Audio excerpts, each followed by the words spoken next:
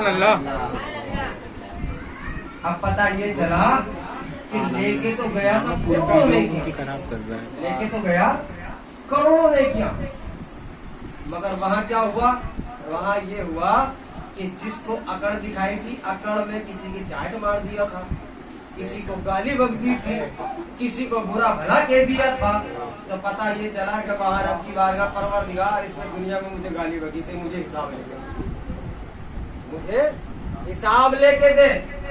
अब परवरदिगार, अब अपने नोट तो चलते नहीं कि भाई जुर्माना पड़ जाएगा कि भाई इतना जुर्माना दे दो।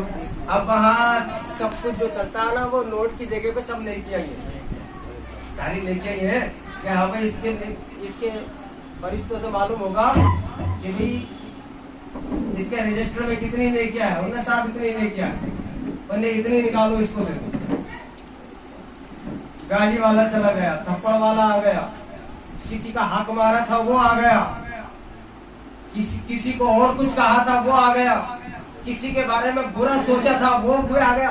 पता चला कि लेके तो करोड़ों ने नेकियां गया था, मगर जब वहां खड़ा हुआ हिसाब में तो कुछ भी न बचा, कुछ भी न बचा। दुनिया में तो 7 हज करे थे, 4 उम्रे करे थे, बड़ी बड़ी नियाजें हुआ करती थी, मगर पता ये चला कि वहां तो कुछ भी नहीं, अब तो खाली हो गया ये। अब क्या है तेरे पास? मैं कुछ भी नहीं, बस नेकी कमाने में रहा। ये जो थे इनका ख्याल न रखा, इनका भी तो ख्याल रखना था ना भैया। अगर मैं कोई अपना घर अगर तामीर करना चाहूँ तो मैं ये कोशिश करूंगा कि मेरा घर कहीं से भी कमजोर ना हो, ये कोशिश होती ना। अगर 7 एक का मसाला बन रहा हो तो तुम कहोगे भाई 5 एक का बना दे और मजबूत कर दो। यही तो है हमारा घर। या हम कहेंगे भाई ये काम कर, अरे मेरी तो घर है तो एक काम कर, एक में 7 कर दिया था, एक काम कर 11-15 में कर दे, ऐसा हो जाएगा, कर लो। नहीं हो सकता। इसी तरह से जब हम नमाज पढ़ते हैं, नेकी करते हैं, हज करते हैं, तो हमें इस बात का ख्याल रखना है कि अल्लाह की मखलूक को किसी तरह से तकलीफ ना हो जाए, किसी भी तरह से। किसी का दिल दुखा दे, किसी का दिल दुख गया, सारी कहानी खत्म। अब आए इधर नबी करीम सल्लल्लाहु अलैहि वसल्लम और बुखारी शरीफ की हदीस का मफहूम पेश कर रहा हूँ कि कयामत का मंजर, हर नबी कहेंगे इज़हबू इला गैरी, आदम अलैहिस्सलाम से लेके ईसा रूहुल्लाह तक, मगर ईसा अलैहिस्सलाम कहेंगे कि आज एक ही शख्स है, क्या बात है, आज एक ही जात है जो बहाल है। क्या है? बहाल है। अल्लाह ने आज के दिन बहाल किया है, क्योंकि उन्हीं की शान दिखाने के लिए ये दिन रखा है कि अब तुम जनाबे मोहम्मद सल्लल्लाहु अलैहि वसल्लम के पास चलो। और उधर जब हम देखेंगे तो हमारे नबी पता क्या कहेंगे? सब तो कहेंगे इज़हबू इला गैरी, हमारे नबी कहेंगे अना लहा, आओ मेरी तरफ, आज मैं ही तुम्हारी बख्शिश कराऊं। सब कुछ होगा। अब हिसाब किताब अल्लाह रब्बुल इज्जत अपनी शान के मुताबिक अर्श पर जलवा फरोज होगा और एक कुर्सी भी लगवाएगा। किसके लिए? अपने महबूब के लिए, कि मेरे महबूब इस पर बैठ जाओ। अपने नबी को बिठा देगा, बैठ, हाँ मेरे महबूब अब बताओ। गुनाहगार, हिसाब किताब भी चल रहा था कि या रसूल अल्लाह गुनाहगार दोज़ख में है, नेक जन्नत में है, अब राजी हो, इस पर राजी हो।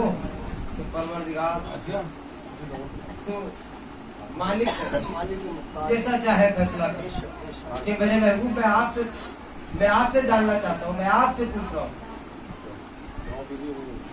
फैसला मेरी तरफ से तो हो गया, जन्नती जन्नत में है और दोज़खी दोज़ख में है।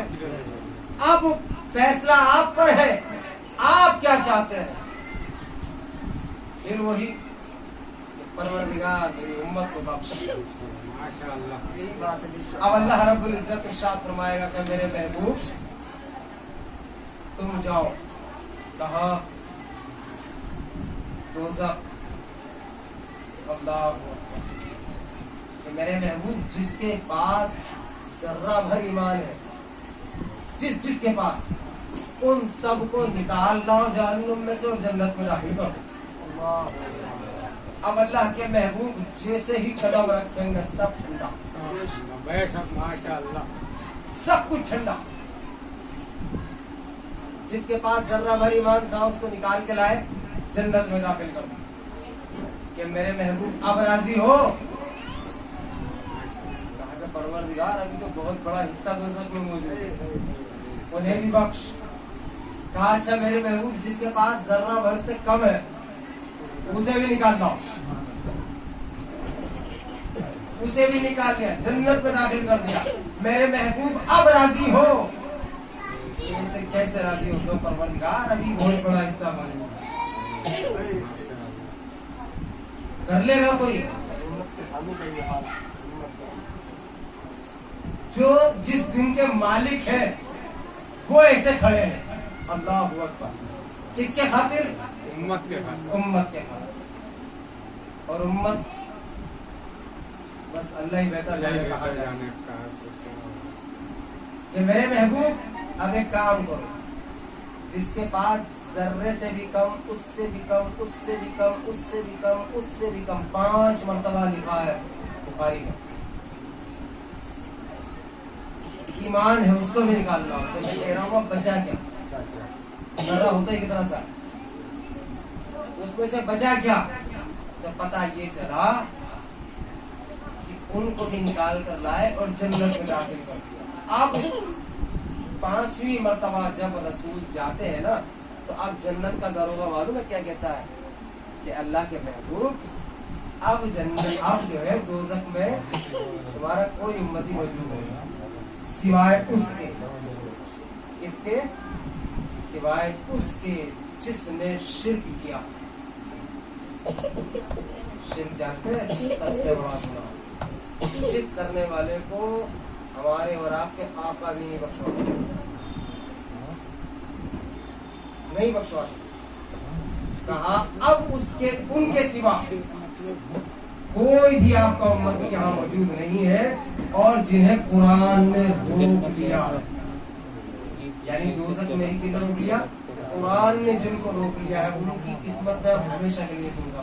जिन्होंने दुनिया में शिर्क किया, तो हमें और आपको इस चीज का भी ध्यान रखना है, हमें शिर्क से भी बहुत बचना है। इससे बड़ा गुनाह पूरी कायनात में कोई नहीं। अब आ जाइए इधर, मैंने क्या कहा था? अल्लाह ने क्या रखवाई थी? कुर्सी। किसके लिए? अपने महबूब के लिए। अब मुझे ये बताओ, जब अल्लाह ने अपने महबूब को बिठा ही दिया था, तो जैसे बातचीत चल रही थी कि जर्रे, जिसके गले जर्रा भर ईमान है उसको मिलाओ, उससे कम है उसको मिलाओ, उससे कम है उसको मिलाओ, उससे कम है उसको मिलाओ, तो अल्लाह ताला ये काम किसी फरिश्ते से भी तो करवा सकता था या नहीं? मालूम है नबी से कराने का मकसद क्या है? नबी से कराने का मकसद सिर्फ इतना सा है कि मेरे महबूब ये दोज़खी थे, पड़े रहते, लेकिन इनको ये दिखाना था कि बख्शवाया आपने है, लेकर आप आए हैं, इसे पता चल जाए कि इसकी बख्शिश हो रही है तो सिर्फ आपके सबके और तुफैल हो रहे हैं।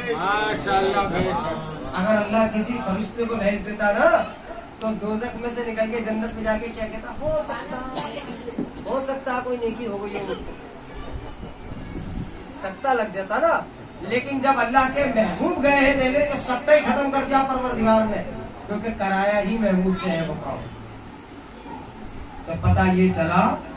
और हाँ, इसमें एक चीज और रह गई है, आखिरी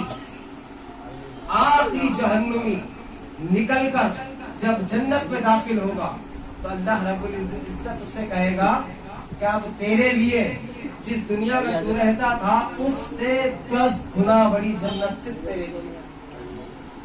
कितनी बड़ी? 10 गुना बड़ी जन्नत। आप जो समझ लें कि गुनाहगार के लिए इतना बड़ा मामला है, तो तो जो प्योर जन्नती है, जो ईमान वाले हैं, मोमिन है, उनका क्या आलम होगा, उनका क्या आलम होगा। बड़े बुलंद आवाज से दुरूद अल्लाहुम्मा सल्ली अला सय्यिदना मौलाना मुहम्मद व अला आलि सय्यिदना मौलाना मुहम्मद व सल्लम। नेशनल में जब नबी बख्शवाने के लिए शायर ने वो मंजर कशी की, समाप्त फरमाए कि तुम्हारा नाम मुसीबत में जब लिया होगा, तुम्हारा नाम मुसीबत में जब लिया